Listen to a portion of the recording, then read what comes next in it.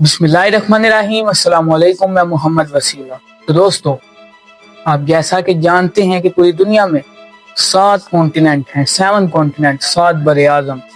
लेकिन इनमें से एक ऐसा कॉन्टिनेंट भी है जिस पे इंसानों को जाने की इजाज़त नहीं है, या तो कह लें एक ऐसा कॉन्टिनेंट है जिस पे इंसान जाके भी जिंदा नहीं रह सकते। जी हाँ, तो दोस्तों, मैं बात कर रहा हूँ अंटार्कटिका की।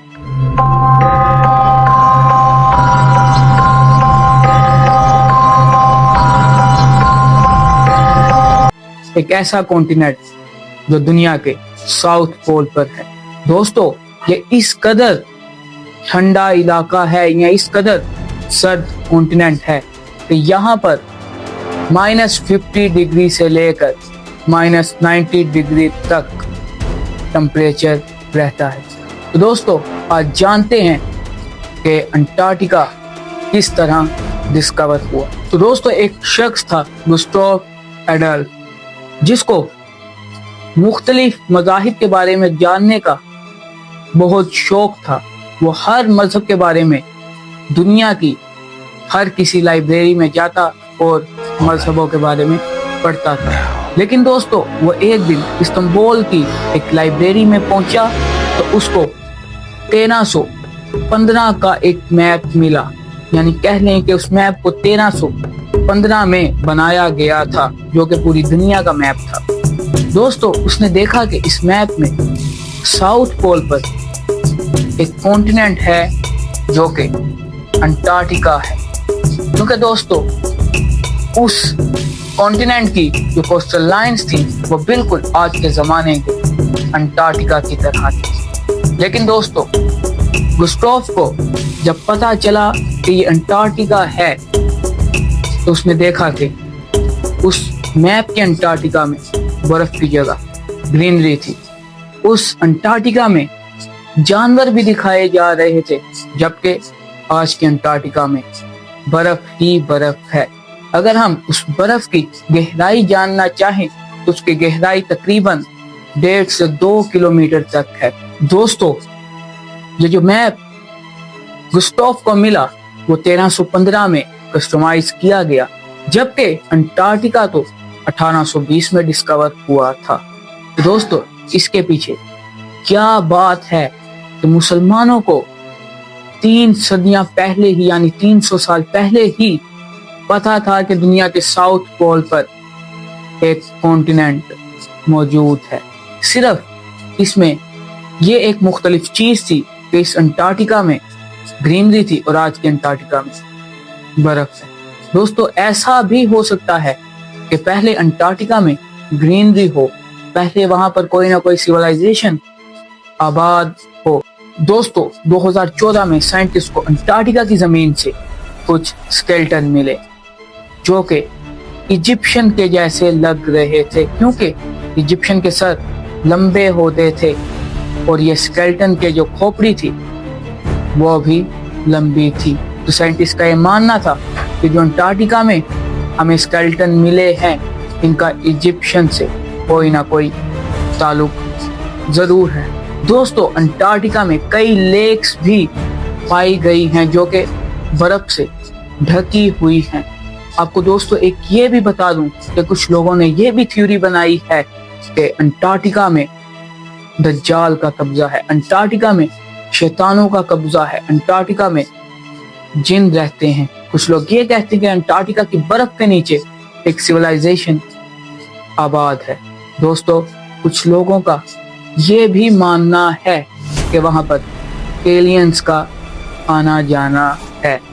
क्योंकि दोस्तों, एडमिरल बाइट के बारे में आप जानते होंगे, अगर नहीं जानते तो मैं आपको बता देता हूं कि एडमिरल बाइट वो शख्स हैं जिन्होंने 1929 में अपने 33 साथियों के साथ अंटार्कटिका के साउथ पोल तक का सफर किया था, जिसमें इनके फोटोग्राफर की जान भी चली गई। लेकिन दोस्तों, एडमिरल का ये मानना था कि वो अंटार्कटिका के साउथ पोल तक पहुंच गए हैं, लेकिन जब वो वापस आए या तो उनके कंट्रोल टावर ने उनको बताया कि आप अभी आधे अंटार्कटिका तक भी नहीं पहुंचे, आप अभी साउथ पोल तक नहीं पहुंचे, क्योंकि अंटार्कटिका में हवा का प्रेशर बहुत ज़्यादा होता है, इसलिए वहाँ पर एयरप्लेन चलाना भी बहुत मुश्किल है। तो दोस्तों एडमिरल वहाँ से वापस आ गए। उन्होंने वापस आकर ये कहा एक इंटरव्यू में कि हमें अंटार्कटिका में हवाई जहाज के जरिए जल्द से जल्द जाना चाहिए, क्योंकि हमारे दुश्मनों के पास ऐसी टेक्नोलॉजी है कि वो दुनिया के साउथ पोल से नॉर्थ पोल तक एक झटके में आ जा सकते हैं। दोस्तों इस पर मीडिया में शोर पड़ गया कि हमारे ऐसे कौन से दुश्मन हैं जो कि एक झटके में यानी लाइट की स्पीड से भी तेज नॉर्थ पोल से साउथ पोल तक आ सकते हैं। दोस्तों इस पर कई थ्योरीज बनाई गई कि ये शयातीन की बात हो रही है या तो ये एलियंस की बात हो रही है, क्योंकि दोस्तों यूएफओस की इतनी स्पीड से नॉर्थ पोल से साउथ पोल तक आ सकते हैं। इसके बाद दोस्तों एडमिरल तकरीबन 11 साल तक अंटार्कटिका पर रिसर्च करते रहे। 1946 में एडमिरल फिर अंटार्कटिका जाने का इरादा करते हैं और इस बार उनके साथ 4700 फौजी, 33 हवाई जहाज, उनके साथ 13 बहरी जहाज और कई सबमरीन्स भी होती हैं। वो अंटार्कटिका सेफली लैंड करते हैं और 6 माह पहले ही अपना ये मिशन हाई जंप, जिस मिशन का नाम हाई जंप होता है, जो एडमिरल 1946 में अंटार्कटिका गए, उस मिशन का नाम हाई जंप था। वो अपना ये मिशन हाई जंप 6 माह पहले ही पूरा करके वापस आ जाते हैं, लेकिन इसमें उनके 2 बहरी जहाज और कई फौजी मर जाते हैं। इसके बाद दोस्तों आज तक अंटार्कटिका में 1500 से ज्यादा साइंटिस्ट और उनकी फैमिलीज रह रही हैं, जहां पर स्कूल्स, मार्केट्स और दूसरी जिंदगी गुजारने की आसाइशें मौजूद हैं, लेकिन आम इंसानों का वहां जाना बिल्कुल मना है। आप सिर्फ एक दिन ही अंटार्कटिका जा सकते हैं, वो है 1 मार्च, जबकि साल के 365 डेज अमेरिका के एयरक्राफ्ट्स अंटार्कटिका जाते हैं। तो दोस्तों इसके बाद अंटार्कटिका तो डिस्कवर हो गया, इंसानों ने अंटार्कटिका में कदम रख लिया, इंसानों ने अंटार्कटिका पर रिसर्च करना भी शुरू कर दी, लेकिन इस रिसर्च में हमें ऐसी चीजें भी पता चली जिन्होंने इंसानों की सोच को तंग करके रख दिया। दोस्तों तकरीबन 2004 में साइंटिस्ट को अंटार्कटिका की जमीन से एक बिल्ली का ढांचा मिला। दोस्तों ढांचा तो बिल्ली का मिला, लेकिन ये आम बिल्ली नहीं थी, क्योंकि जब इस पर रिसर्च की गई तो ये जाना गया दोस्तों ये कोई आम बिल्ली नहीं थी, ये अंडे देने वाली बिल्ली थी। ये हमारी बिल्लियों से बहुत ही मुख्तलिफ थी।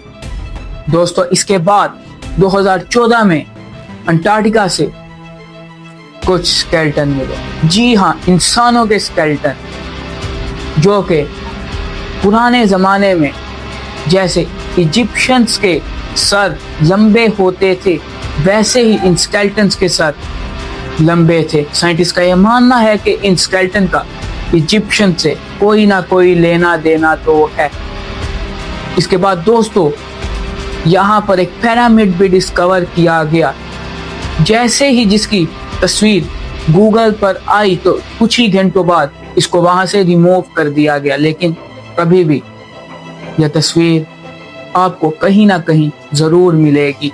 दोस्तों इसके बाद हमें यह पता चला कि ये जो पिरामिड डिस्कवर हुआ इसकी ऊंचाई और इसकी लंबाई पिरामिड ऑफ गीज़ा से बहुत ही ज्यादा है, जो कि इजिप्ट में पिरामिड है उससे बहुत ही ज्यादा बड़ा ये अंटार्कटिका का पिरामिड है, क्योंकि इसकी जो एक साइड का तकरीबन रकबा है वो 2 किलोमीटर जाना जाता है, यानी ये इजिप्शियन पिरामिड से बहुत ही ज्यादा बड़ा है। दोस्तों इससे ये बात तो वाज़ेह हो जाती है कि ये पिरामिड किसी ना किसी ने तो बनाया होगा। ये पिरामिड को बनाने वाली कोई ना कोई सिविलाइजेशन तो कभी ना कभी अंटार्कटिका में आबाद जरूर होगी। दोस्तों हमें अंटार्कटिका में कई ऐसी मालूमात मिली जो कि ये वाजिया करती हैं कि अंटार्कटिका में कभी ना कभी कोई कौम आबाद जरूर होगी, क्योंकि दोस्तों अंटार्कटिका में कई लेक्स भी पाई गई, जिससे हमें ये वाजिया होता है कि यहाँ पर पीने का पानी भी था। लेकिन दोस्तों हमने जैसा कि शुरू में बताया, जो ऑटोमन एम्पायर की इस्तांबुल की लाइब्रेरी से मैप मिला था, उसमें ग्रीनरी थी, उसमें जानवर थे, उसमें अंटार्कटिका एक खुशहाल कॉन्टिनेंट था। तो दोस्तों हमें ये भी पता चला कि अंटार्कटिका में पहले जिंदगी पाई जाती थी। लेकिन दोस्तों फिर ये इतनी ज्यादा बर्फ कैसे आ गई, जिसकी तकरीबन गहराई 2 किलोमीटर है, जिसने इस पूरी ग्रीनरी को खत्म कर दिया और अंटार्कटिका को अंटार्कटिका से हेलो फंटार्कटिका बना दिया। कई लोगों का ये भी मानना है कि यहाँ पर दज्जाल है, यहाँ पर शयातीन का कब्जा है, यहाँ पर जिन है, यहाँ पर यूएफओ उतरते हैं, यहाँ पर एलियंस हैं। दोस्तों यहाँ पर एलियंस वाली थ्योरी भी नहीं फिट आती पूरी, क्योंकि कुछ लोग कहते हैं यहाँ पर एलियंस उतरते हैं। तो दोस्तों ये अंटार्कटिका की मिस्ट्री कभी सॉल्व नहीं होगी, क्योंकि यहाँ पर जो भी एक्सप्लोर होता है वो इंसानों से छुपाया जाता है। तो दोस्तों please like and subscribe my channel and bell icon को जरूर क्लिक करिएगा, ताकि आपको ऐसी इंफॉर्मेटिव वीडियो मिलती रहे। तो दोस्तों शुक्रिया, आप नेक्स्ट वीडियो।